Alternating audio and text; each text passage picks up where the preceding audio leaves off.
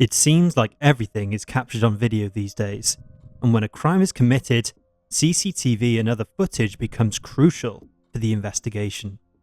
In this video, we examine footage that appears ordinary enough at first, that is, until you learn the truth behind it, and once you understand the backstory, it becomes chilling and dark as hell.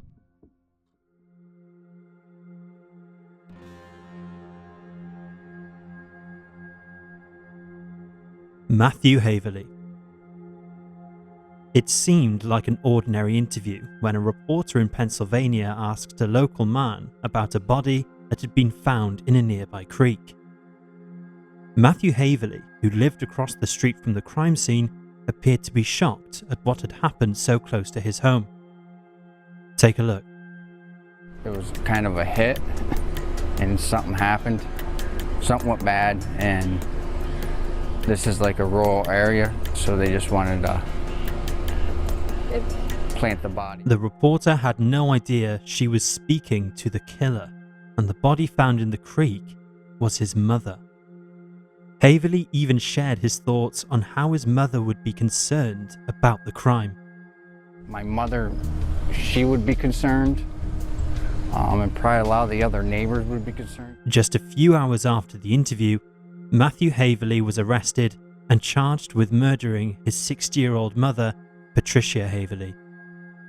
A year later in court, he pleaded no contest to counts of involuntary manslaughter, possessing a prohibited offensive weapon, abuse of a corpse, and tampering with evidence.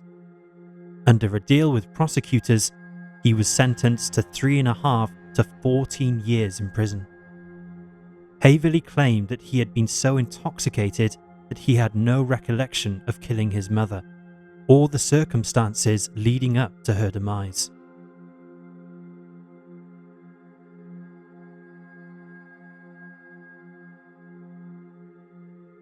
Kiarra Terwillig. This is the moment that 36-year-old Domenico Gigante is told by police officers that his 15-year-old daughter, Kiarra Terwillig, had been found dead. Take a look. Kiarra? Mm-hmm. Well, unfortunately, we found her deceased today. What? Is this a joke? It's not a joke. Sir. What? Huh? It's not a joke. Oh, what happened? We're still actively trying to figure that out. At this point.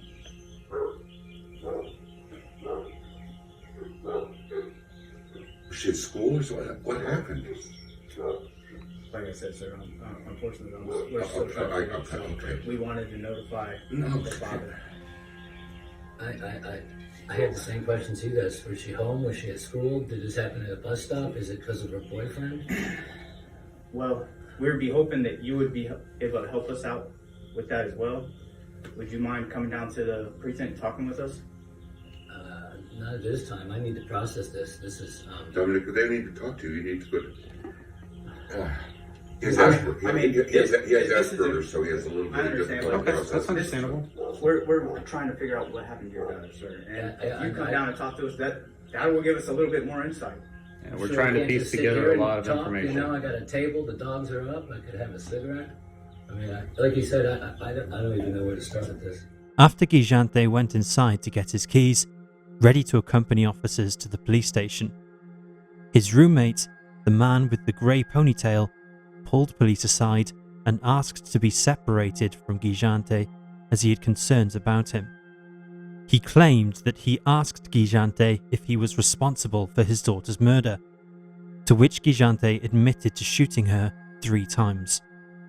But that was not all.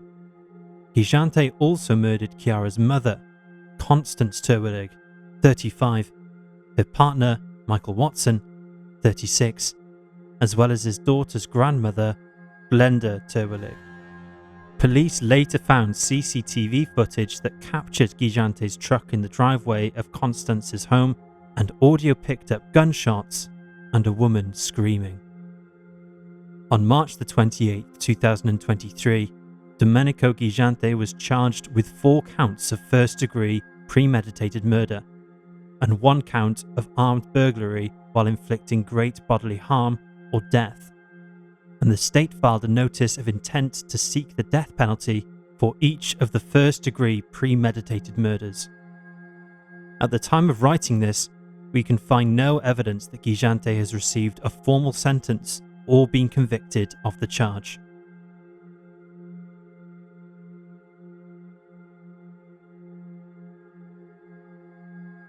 Midnight Rider, Sarah Jones.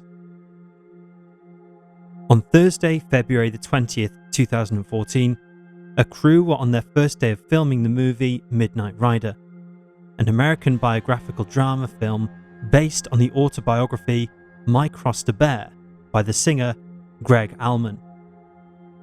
They were posted to a remote location in Georgia.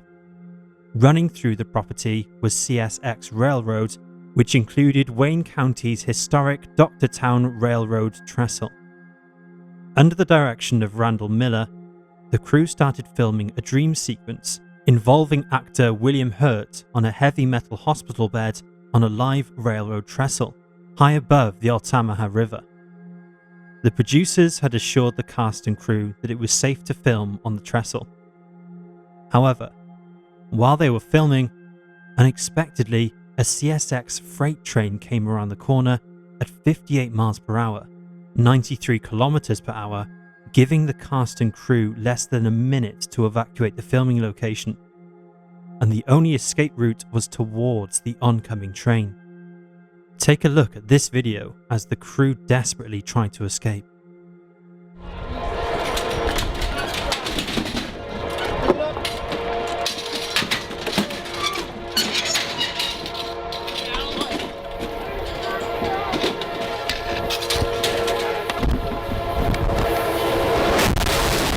It is clear from the video that they didn't realise how fast the train was approaching, and even tried to remove camera equipment and the metal bed from the trestle.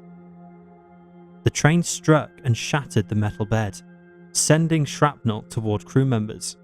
The fragment struck camera assistant Sarah Jones and propelled her toward the still fast-moving train, killing her instantly. Several other crew members were injured and taken to hospital. A tragic end to what should have been routine filming. It later emerged that the production team asked CSX twice for permission to film on the property, and twice they were denied access.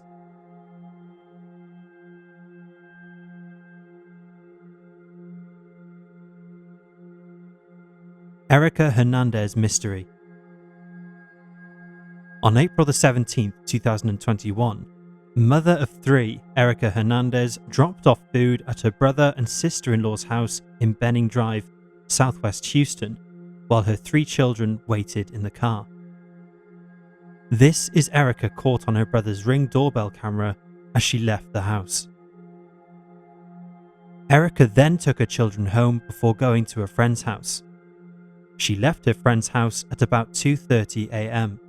and later texted her saying she was 5 minutes from getting home. Erica never arrived home, and nothing was seen or heard from her again until May the 12th, when her SUV was discovered in the small body of Pearland. Inside the car was the body of Erica. Police have since ruled out foul play and say a tragic accident was responsible for her death, with damage to her car consistent with hitting a curb. However, her family are not convinced and have questioned why Erica was over 10 miles from her home, when she told her friend she was 5 minutes away. For now, the mystery of what really happened to Erica remains unsolved.